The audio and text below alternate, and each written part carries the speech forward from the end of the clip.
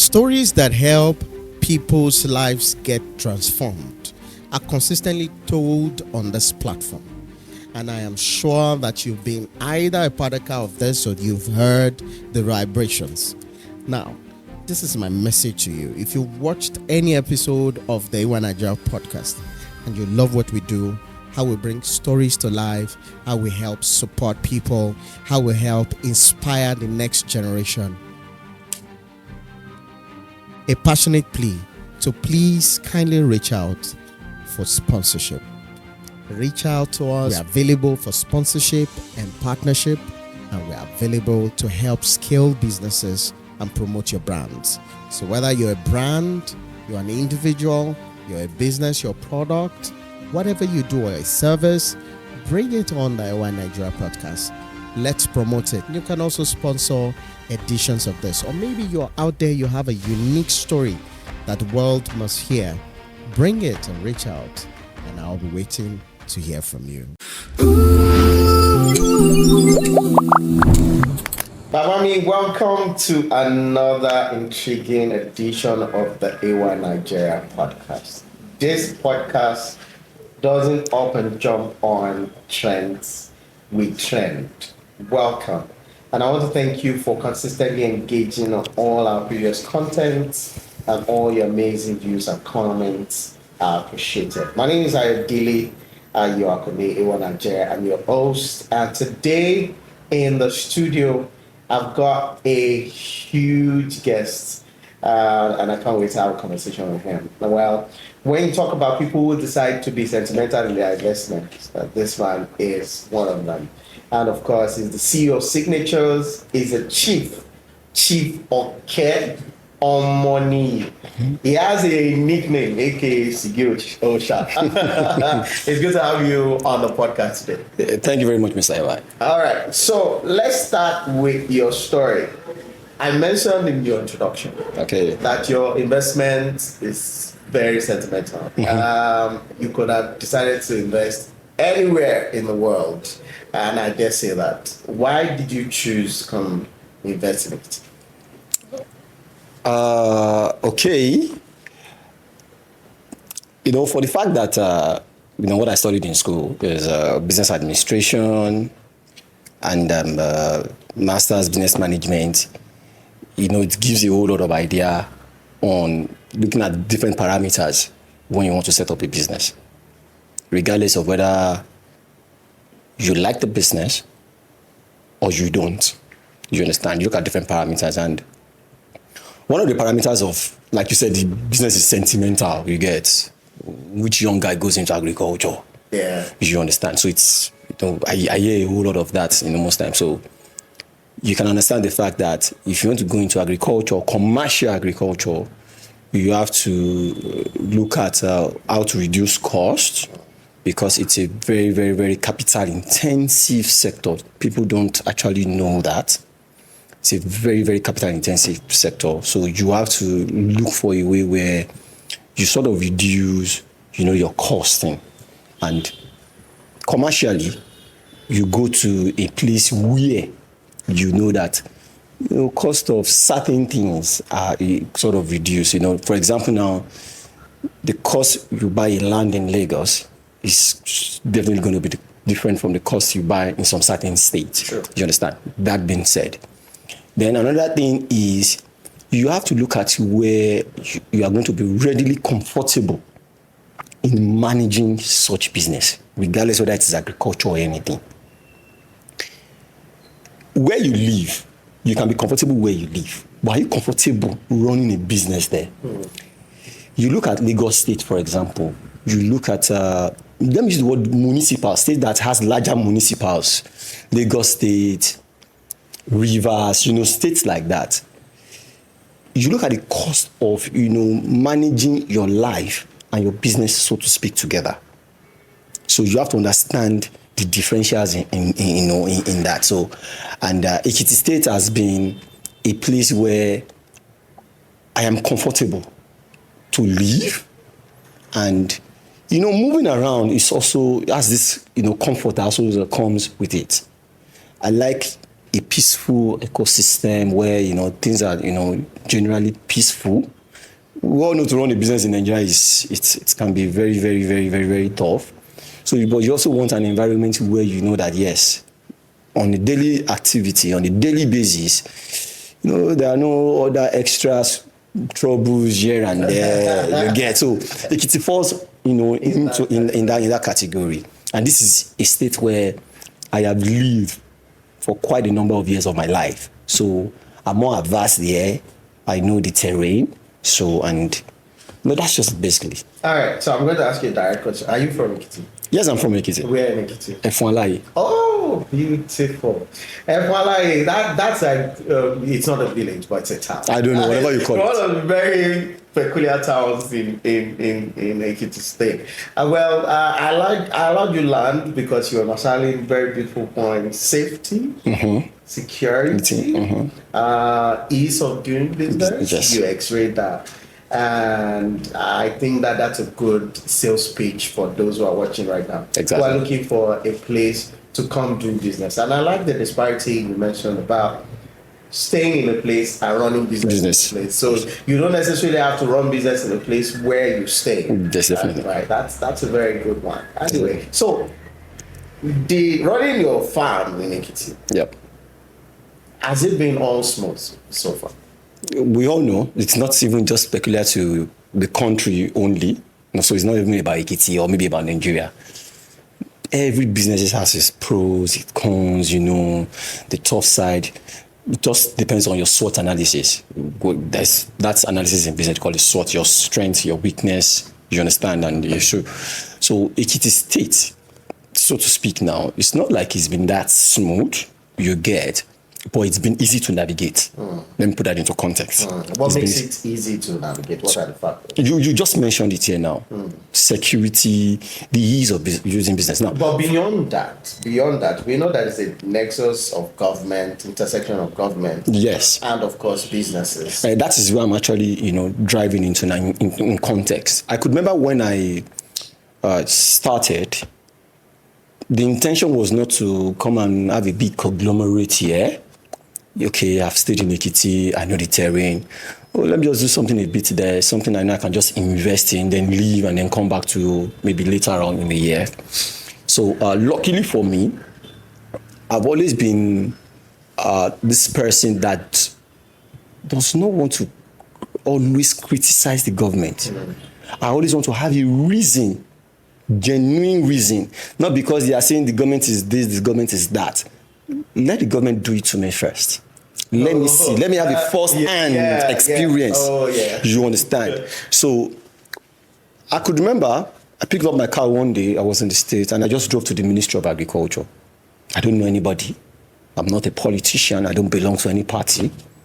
And I got there, met someone at the entrance. I want to go into agriculture. Asked me what section. I said Hoi Palm.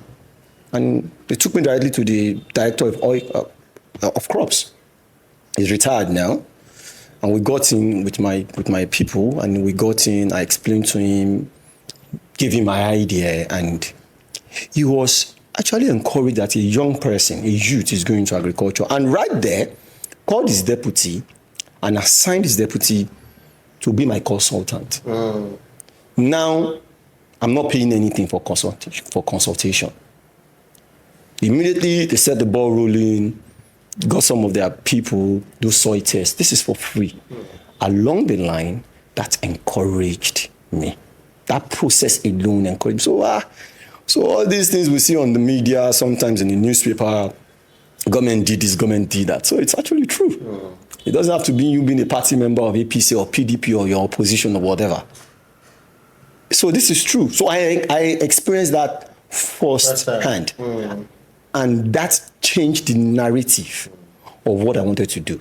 It made me sit back and then look at the project in a broader perspective. And then that is where I went into the decision, okay, this is what I'm going to actually do for myself in a broader perspective. So it's possible that if you probably had encountered some form of brick wall at the point of inquiry, you probably might not be doing agriculture right now. Well, that didn't inform me to go into agriculture, actually. It only encouraged me to broaden it. You understand now into, let me use the word commercial farming, so to speak. Before it was just a case of, let me just go there, do planting of oil palm, 500 pieces, and then let me just leave and maybe in 2-3 years time then come back and see my oil palm. You understand? But that point now made me sit back. Okay, I can actually do more than oil palm. I can go fully now into agriculture, knowing fully well that, okay, the ease of doing business is here. There are offices I can walk into, explain to them, give them an idea, and they buy into it, and then they can share also their own ideas for me and makes things easy. Then that was when I looked at it and said, okay, this is a proper place to actually invest in. You understand? In a broader aspect. Before I go to my next question, let me give a rider to it. Very, very few young people in Nigeria right now who are revolutionizing agriculture. In quote, you could call them fine boy farmers, right? My guess is one of them. And I'm going to ask him, why agri? Okay, why agri? Like I said again, I'm going to, retract back to that context. It was just something for me to invest in where I don't need to go to day to day. I was doing my master's, I came into Nigeria and I was looking, okay, before I go back to continue my master, what can I just pull down there that I don't need to be there day to day? And this now takes me back to when I was working, still working for a particular company. I met one of my clients one day and he was with 30-liter gallons.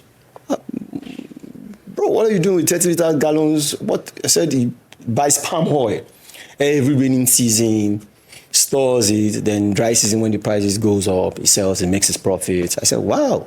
And this was back then in 2010, 2011. So it was just a conversation between me and someone, that was all. Yeah. Fast forward to 2022. And that was what gave birth to this agriculture. So I was looking at what am I going to invest in? And my thought just ran back to that.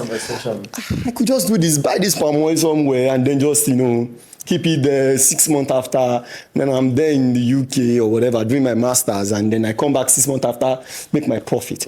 So I came to Nigeria 2022, January, and that was what brought me to Ekiti, to go see that same person.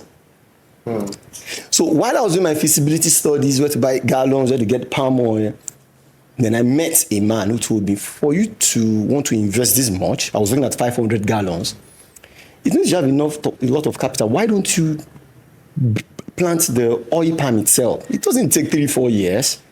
I said, wow, okay. I kept that thought in me.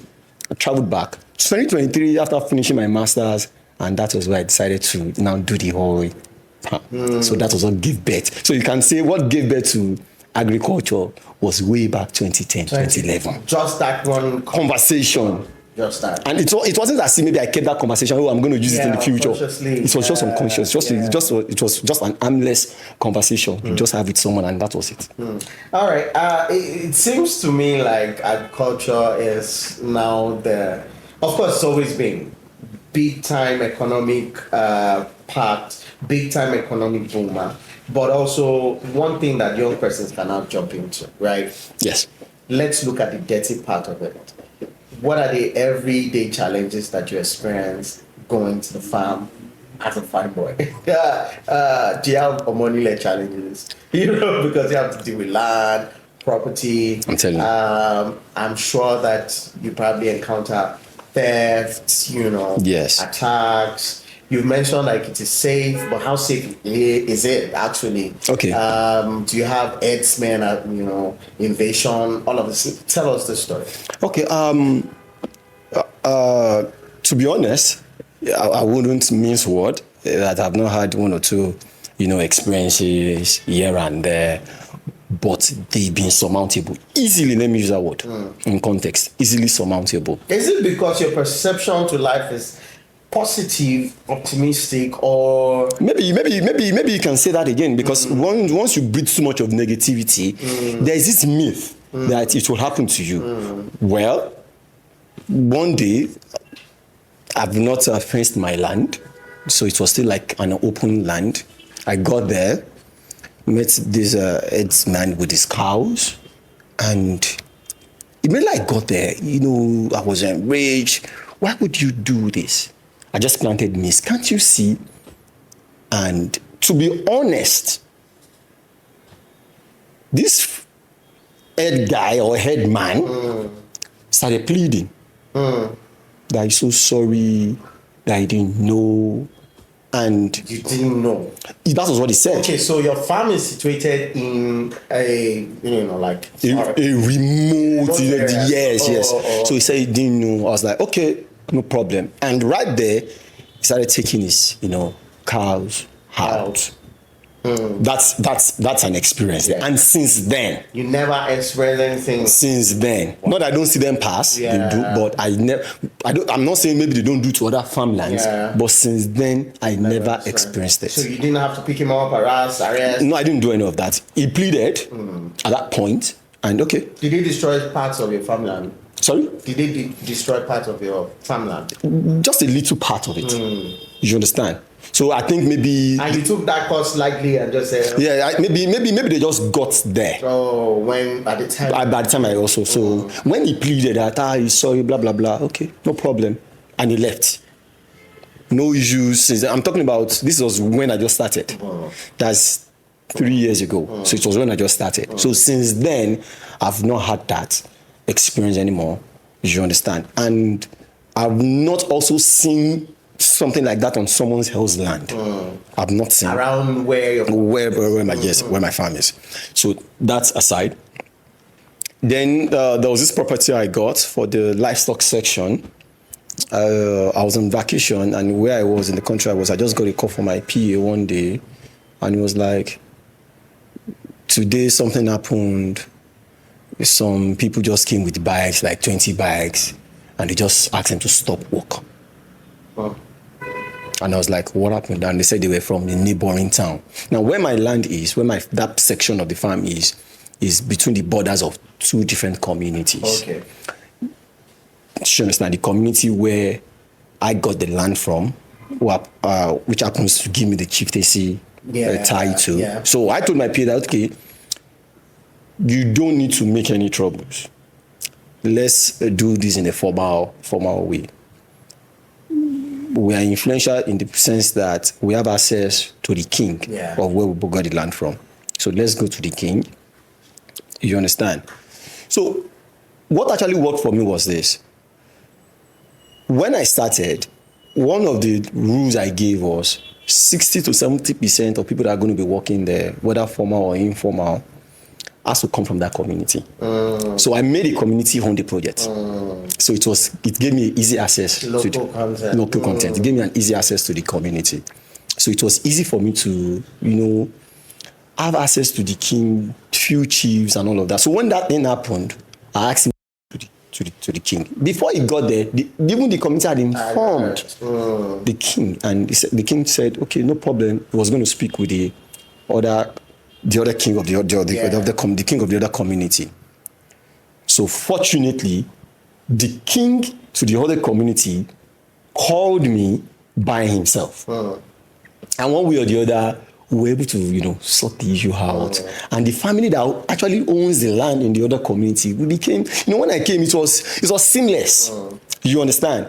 That's the advantage of the state in itself, where you can have issues sorted out, without any sort of infringement and all of that here and there in the very shortest period of time. So to say I've not had one of those things, no, I have, but it's been easily, like I said, surmountable. All right. So let's move a bit away from what you do as a farmer. Okay.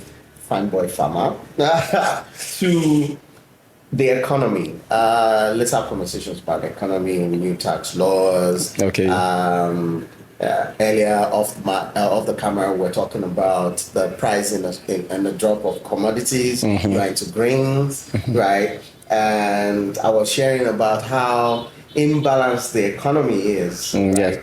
consumers are complaining. You guys who are the big producers are also complaining. Okay, so when the consumers were complaining, the big boys like yourself were enjoying because the grains per bag and all of that was favorable based on your investment. Now things seem to be dropping. The per bag rates for all these grains have dropped. Now consumers are smiling and then you guys are frowning. And how are you managing that as a farmer? Sorry for correction. Yeah. I'm not a big boy. I'm not a big boy. But I said fine boy. I'm not a big boy. So the thing is I'm only be fine boy. So the thing is this. I happen to someone who follows the government policies here and there. You get. And one thing I want to admonish the youth, the young ones of today is, you can't say this policy does not affect you. And it doesn't mean that because you listen to these policies, it means you are overly serious or you're not social enough. Because that's the perspective they have. When they see you wanting to understand the policies of the government, they tend to term you as either you are in bed with the government or you want to go into politics or you're overly a serious minded person. Don't you want to go into politics? No, it's not my thing. You don't want to be a politician? I'm not going to be a politician. You're not going to be a politician? I would never be a politician. You're not going to join a political party? I won't. Why don't you want to join a political party? And now, this is it. We all have our forte, right? Yes. You know your strength, you know your weakness. My strength is not to join politics. That's a big lie. Your strength is not. It's not to join. That's my strength. Why? Does it disgust you? Because not that it disgusts me. Actually, So why? The thing is this. I don't have the energy. But you do farm on large expanse. You know when you talk about energy, sometimes it's not even the physical energy. I know. The mental. I don't think you use cutlass. It's the mental energy. Okay. You understand? But you're a businessman. Yeah, businessman does not mean you have to go into politics. You can say, you can align with, once that's the essence of, understanding the policies. Okay. Once you understand the policies, you get it now. You can align with anybody in the corridors of power. Okay, so direct question. Do you think that the government at the ends of affairs nationally right now is doing well economically? You see, economically, you can give them a pass mark. 50 is a pass mark, 60 is a pass mark, 70 is a pass mark. What are the metrics for you? Why? The metrics for me is this. You just made mention of, cost of food, going down. Those are KPIs. You are not a consumer. I am not a consumer. You're a producer. But it affects me as well. You understand? So I wouldn't say because it affects me now as a producer now, in the sense that it actually maybe reduces my profit or it gives me loss. You understand? I wouldn't say that, because at the end of the day, if the consumers do not have enough to come by, how do you, even the producer, how do you sell? So there has to be more money in the pocket of the consumer. Increase the purchasing power you get to be able to buy. When demands are high, then it means that producers can smile. When demands are low, it's just an economic thing. So what we only admonish the government is these policies should be stabilized. Should favor both parties. Parties should be stabilized in the sense that businessmen, producers, manufacturers can plan properly. You understand? When policies are stabilized, okay, for the next 2, 3, 4 years, I can plan based on these policies. You understand? And how do you do that is when you listen to the policies of the government.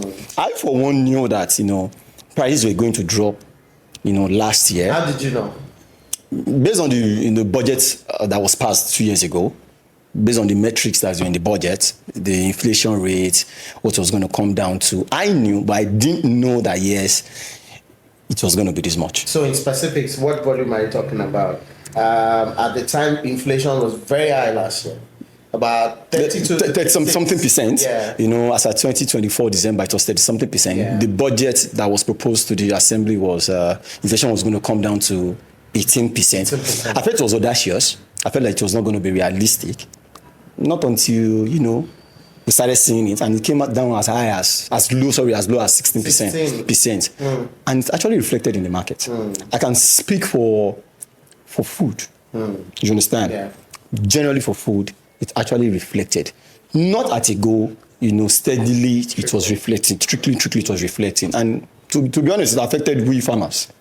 I won't mince word. How bad? Very, very bad. Yeah, I talk about the volume. I mean, you do grains mostly, right? One of the policies was to open the borders for importation. And that affected. Now, imagine what was being imported is cheaper than even your own cost of production. And after your cost of production, you want to put your profit margin and all of that. So how do you go about that? So at the end of the day, you run at a loss.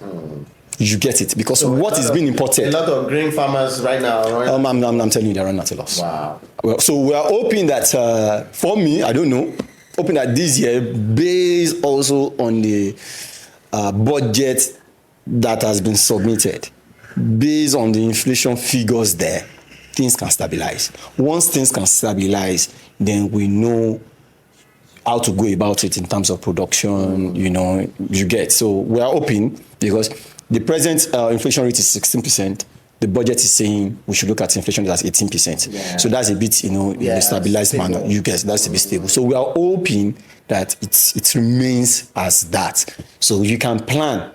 You can as well plan that, okay, with this it's not going to be favorable, looking at the cost of blah blah blah. If you want to divest into another sector, you know, you divest into another sector. If it's something you feel like, okay, you can still, you know, narrow it down and still keep pushing. You understand? Not when policies are, you know, flown 20 year a day you get. So that's well, one can tell that you pay attention a lot to budget, yes, you know, economic policies, tax. While this conversation is not even going to go into tax reforms, right? Because we've had previous podcasts look at these issues. I have just a few more questions for you. Okay. And one of it is, let's have a conversation on loans. Okay. Managing debt as a business person. What's your perspective on this? And I'm coming from someone or from the perspective of someone or people who are watching who probably they want to go into diversify into agriculture, probably have hundreds of millions somewhere. Right? What would you advise them to do? Start with their money or take a loan? Yeah, for business management now let's not even look into agriculture yet. In business as a whole, you don't start a business with a loan. You don't. Except you have something you are doing somewhere that you can use to offset. You understand?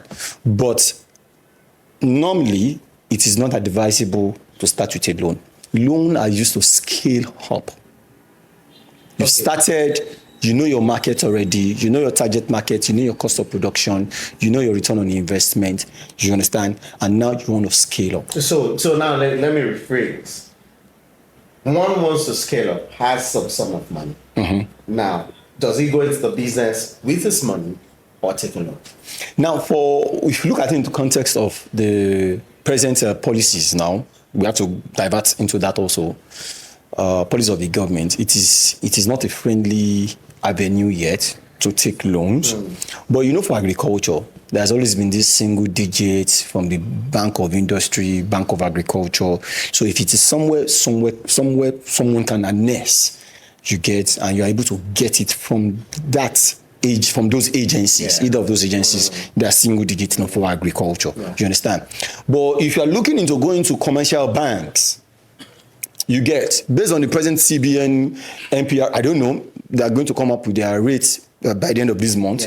So I don't know if they're going to be scaling down. But for the past, from the dispensation of this government, the NPR rate has been critically stable, but it is high. Even though it is stable, it is high. It's not advisable, because if the NPR rate presently is 34%, you want to look at the banks, you know, adding their own onto it, you get. Even presently now, the MPR rate, I think it's about 27%. So by the time the bank you are going to, commercial bank you are going into, adds theirs onto it, that means the interest rate is going to be like 30% or 30 something percent. 36. Which business actually would survive that? I don't know. Maybe one would say hospitality. I doubt. You take okay. You want to build an hotel now that's going to cost you, let's say, 2-3 billion, and you go to the bank. The bank is offering you to give you that money based on certain conditions you have made at the interest rate of 36%. 2 billion, 30% of 2 billion.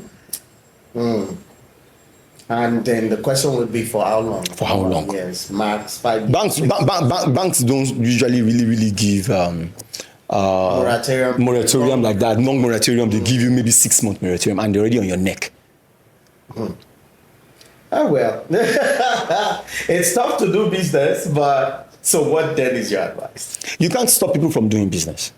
You understand? So my advice would literally go to the government. They should find a way to, we know they are doing their best and all of that, but they should try their best to find a way to cut this thing so that to encourage people to go more into investing.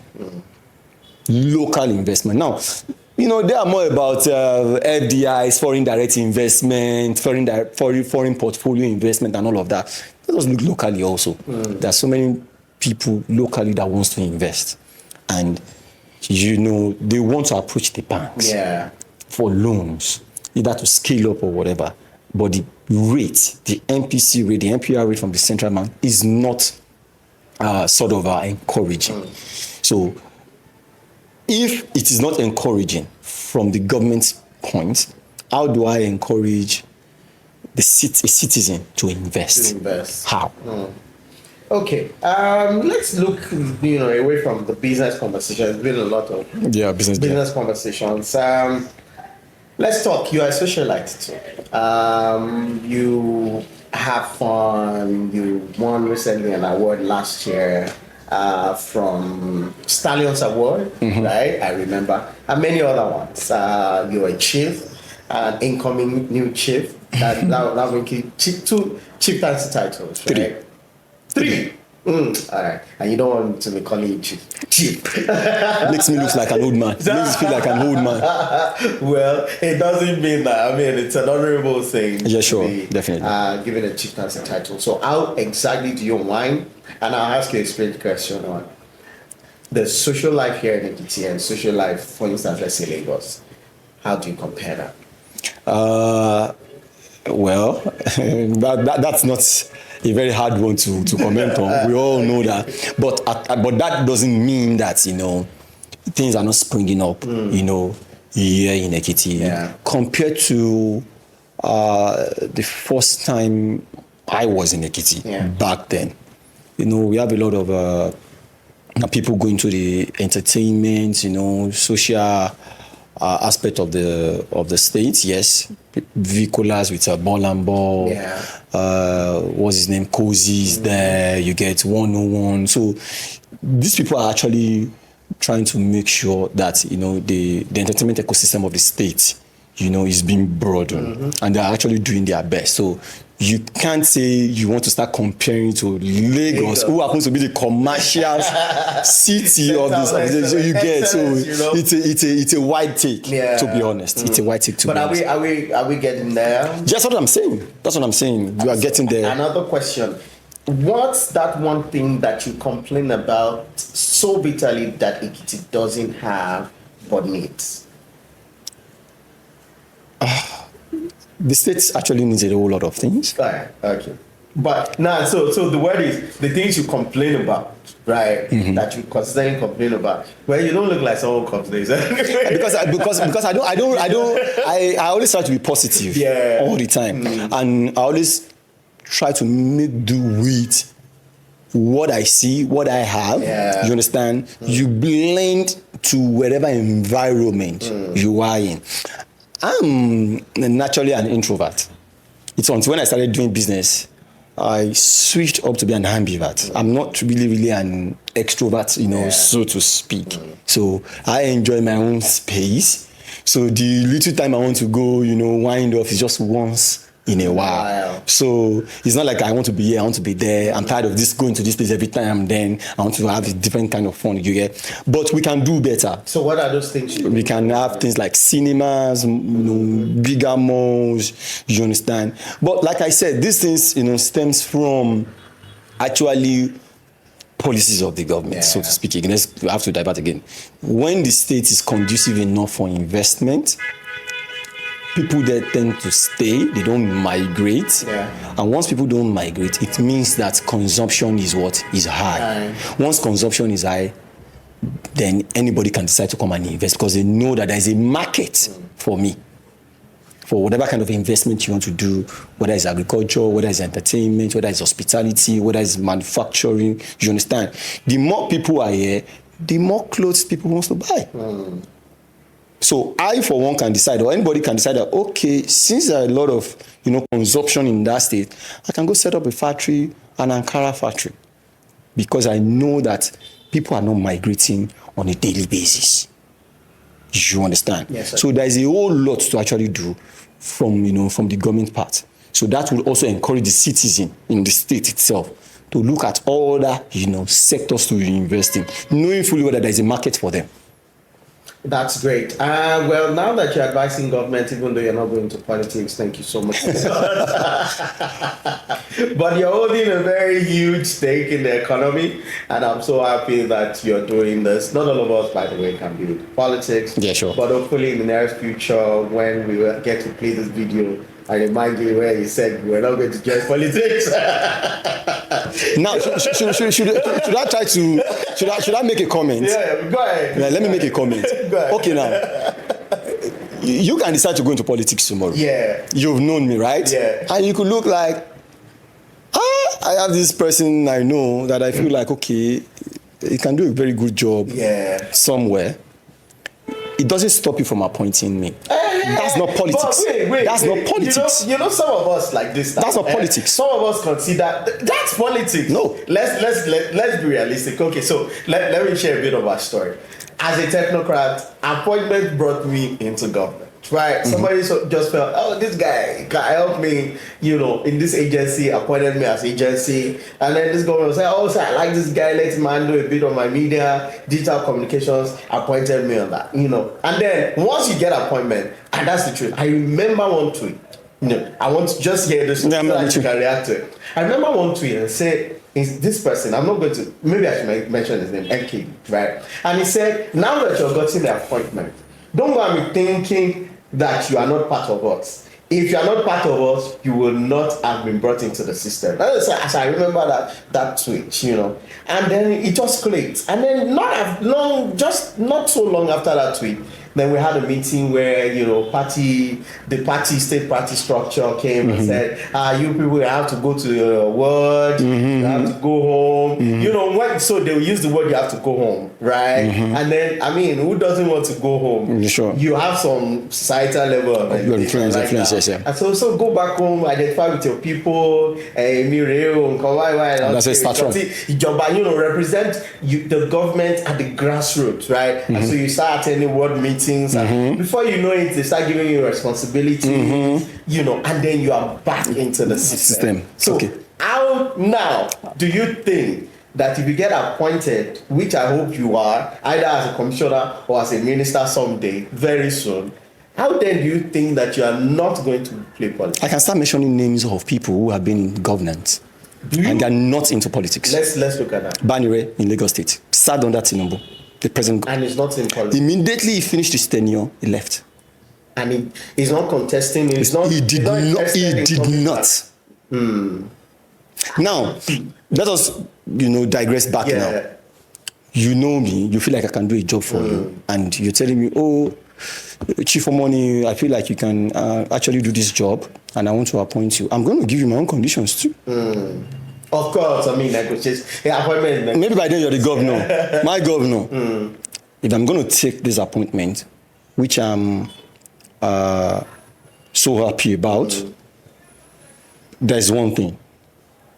I don't want to near anything politics. If you feel like, okay, you can go with that. You will still appoint me. Yeah. As long as you know, it's for me to get the job done. That's why there's this differentiation: technocrats and politicians. So you would rather stay a technocrat in politics without playing. You are still putting in this politics because one thing about when you talk about politics in the country, it means partisan. Yeah, because you have to join a political and that is what I would not want to do. You don't want to be partisan. I don't want to be partisan. Why don't you want to be partisan? I don't want to be partisan is so I would be in a position where I can constructively criticize. But you can criticize even in partisanship. It's a bit hard. You don't want to speak against your party. Do you understand, right? Even though if you know that, okay, there are certain things the government of the day, as at whichever time it is not doing well, and you don't want to publicly criticize. You can publicly criticize, but criticize constructively. You understand? And that would not happen if you belong to the party. Anyway, I'm not about to start preaching the gospel of job politics, not job politics on this podcast. We definitely have this conversation some other time. But I like the fact that you have to bring it back and say, oh, wait, if I get an appointment, well, I'll do it, but that's our conditions. Because you really want to serve. That's an appointment that, that will actually be my forte, where I know, yes, I can express my ideas and put it into, governance. Yeah. I do my thing after the tenure and I leave. And you're not going to be wanting to represent people, but you look like someone who serves people. I know you serve people. I know you help people. Don't you think you do this better in politics? To be honest, the trust from the citizens is at a low at this moment. Very, very, very precariously low. You feel that once you enter into politics, so there's this the way you're perceived, everything just just goes off the drain. You understand? And what I try to tell people is, you don't necessarily have to be in politics before you can serve. If you truly want to serve, if you have the resources. True. If you have the resources. That's what I was going to say. If you have the resources. But if you don't have the resources, you understand, and you actually want to serve, and the opportunity comes, yes, fine, all well and good. Looks like this is even the conversation we should have. But so let's get it. I should let you go, but wait on this now. You cannot tar your road. For instance, the road that leads to your farm. I don't know what condition it's in, right? But you cannot tar a road if you are not a state governor or you are not a governor. Exactly. But you can have the money to do the road. In fact, you can make it concrete if you have the money. But you cannot by law. By law. Right? So don't you also think that if you are able to, through politics, enter into government to be able to effect some changes on a larger scale, that might also be a good way to do it? Once you are influential, once the government see that you are influential to the point where there is something you are bringing into the economy, the government will call you. So you don't necessarily need to go into politics to be influential? You don't necessarily need to. Let's put it into context again. Dangote now is not in politics, so to speak, like being partisan. Yeah. But because of his influence, it means that, the government needs him. And there's nothing bad in government needing you. Of course. We all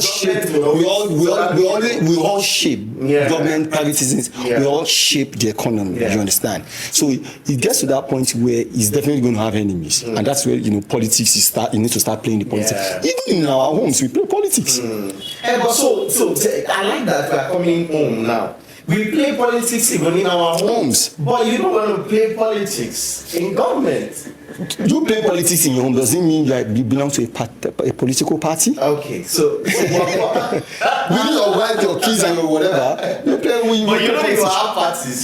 This thing is about parties. If you are playing politics, there will always be parties. You are either for party A or party B. For instance, if you are playing politics at home, you are either for a party daddy or party mommy. You understand? By the end of the day, you both come into the consensus. I get. You both come into a consensus. Even though there's no election election. You come to a consensus on certain decisions, Exactly. right? Exactly. But in partisan politics, there's not really a consensus. You can't be in APC or PDP or LP or AMPP or MPP and say you want to come into consensus. You must be for your party, whether they are doing the right thing or they are doing the wrong thing.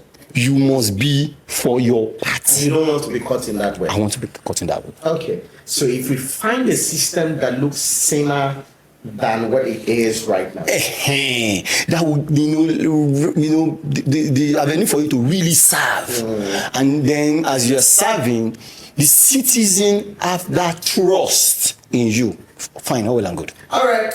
Looking forward to that period of time where politics would be inviting to persons like my guest, Chief Oke Omoniyi, CEO Signatures Farm.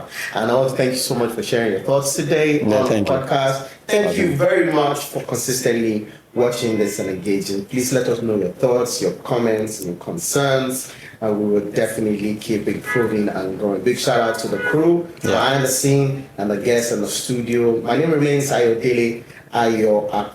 Till next time you see me, all the best.